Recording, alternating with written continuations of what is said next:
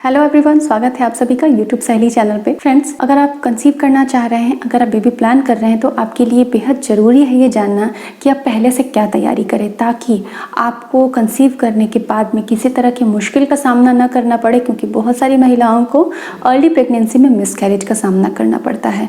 कई बार heart beat नहीं आती है, कई बार शरीर खुद से ही उसको रिमूव कर देता है और कई बार हार्ट बीट ना आने की वजह से 10 हफ्ते के बाद में डीएनसी करनी पड़ती है।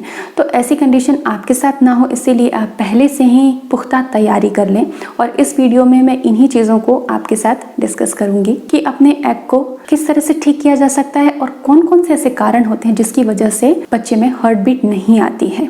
सबसे पहले मैं आपको बता दूं कि जब आप गर्भधारण कर लेते हैं तो 6ठे हफ्ते से 10वें हफ्ते के बीच में बच्चे में धड़कन आ जाती है, उसका हार्ट पूरी तरह से डेवलप हो जाता है, बन जाता है। और 6ठे हफ्ते के बाद से कभी भी उसमें हार्ट बीट चालू हो जाती है। लेकिन प्रॉब्लम तब आती है जब 10 हफ्ते तक इंतज़ार के बावजूद भी हार्ट बीट नहीं आती।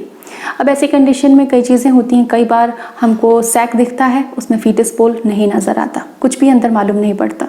दूसरी कंडीशन ये है कि सैक के अंदर बेबी दिखाई पड़ता है लेकिन हार्ट बीट फिर भी नहीं होती।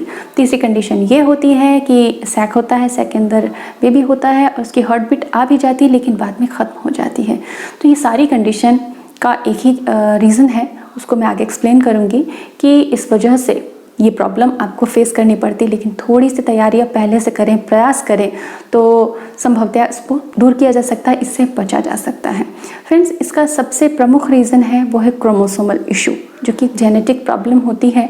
इसके अलावा यूट्रस की भी कुछ कमज़ोरियाँ ऐसी होती हैं जिसकी वजह से ऐसा होता है, या फिर इम्प्लांट के समय कुछ समस्याएं अगर आ जाएं या फिर इम्प्लांट की वजह से ठीक से ना हुआ हो तो भी ऐसी प्रॉब्लम हो सकती है। लेकिन मेजर इश्यूज़ में मेजर रीज़न जो है वो है क्रोमोसोमल इशू।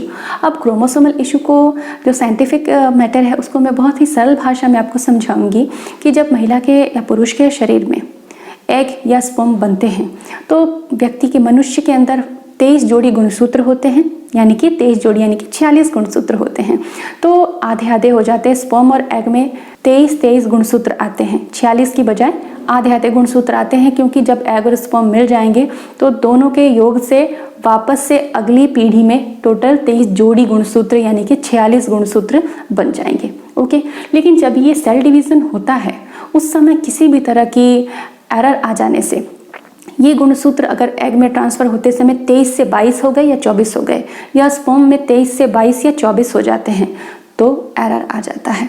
ऐसा जनरली एजिंग की वजह से भी हो सकता है, ऐसा प्रीवियस फैमिली में हिस्ट्री रही हो किसी तरह के जेनेटिक डिफेक्ट की तो भी ऐसा हो सकता है। और आजकल के समय में जो भागदौड़ का जीवन शैली है, बहुत हेक्टिक लाइफ है, स्ट्रेस बढ़ा जा रहा है, उसकी वजह से भी बहुत प्रभावित होते हैं हमारे जेनेटिक स्ट्रक्चर, उसकी वजह से भी ये प्रॉब्लम आ जाती है। तो मेन 3 रीज़न हैं: यूट्रस, इम्प्लांटेशन इशू, यूट्रस की कमज़ोरियाँ, या फिर क्रोमोसोमल डिफेक्ट्स, जेनेटिक इश्यूज़। तो इन वजह से बच्चे में ये प्रॉब्लम आती है।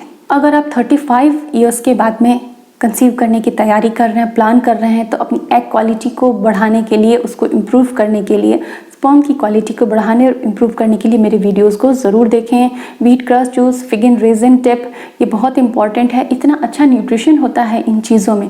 इसके अलावा डाइट में हाई प्रोटीन डाइट आपको लेनी है। जितने प्लांट बेस्ड प्रोटीन सोर्सेज हैं उस पर आपको ज़्यादा रिलाई करना है। अगर आप नॉन वेजिटेरियन हैं तो आप डेली एक बॉइल्ड एग का भी यूज़ कर सकते हैं। बहुत अच्छे से आपको 30 मिनट योगा एक्सरसाइज करना है, फर्टिलिटी मसाज को करना है। कब करना है, कैसे करना है, वो आप उस वीडियो से अच्छी तरह से सीख सकते हैं। तो फ्रेंड्स, स्ट्रेस फ्री रहें, रिलैक्सेशन के लिए वीकली कम से कम आप समय ज़रूर निकालें। इसके अलावा तनाव को कम करें। बहुत सारे इसेंशियल ऑयल के बारे में मैंने बताया है, इन चीज़ों को अपनी जीवन शैली में आप प्रयोग करना चालू करेंगे तो तनाव दूर होगा। क्योंकि कई बार जेनेटिक डिफेक्ट्स बहुत लंबे समय तक शरीर को जब स्ट्रेस का एक्सपोजर होता है उससे भी हो जाते हैं, और बढ़ती उम्र के साथ इन सब का प्रभाव बढ़ने लग जाता है। तो आप जितनी अच्छी मात्रा में डाइट और एक्सरसाइज को रखेंगे अपनी जीवनचर्या में, और साथ ही प्रीनेटल विटामिन्स को ज़रूर शामिल करें, इससे आप इन सब संभावित परेशानियों से बच सकते हैं काफ़ी हद तक। लेकिन ये भी ध्यान रखें कि अगर आपको 1 या 2 बार, कम से कम 3 या 4 बार भी अगर आपको मिसकैरेज हो गया तो आपको डरने की ज़रूरत नहीं है। ऐसा हो सकता है ऐसी कंडीशन में, लेकिन बहुत जल्दी ही 2 महीने के बाद ही आप तुरंत से कंसीव करने के लिए तैयारी कर लें। प्रयास रखें। तो फ्रेंड्स, उम्मीद करती हूँ कि ये जानकारी आपको बहुत ही मदद करेगी अपनी समस्या को दूर करने में। चैनल को सब्सक्राइब करना, वीडियो को शेयर करना और लाइक करना बिल्कुल भी ना भूलें। जल्दी मिलूंगी एक नए उपयोगी और रोचक विषय के साथ। आप अपना ख्याल रखें। Take care, bye bye.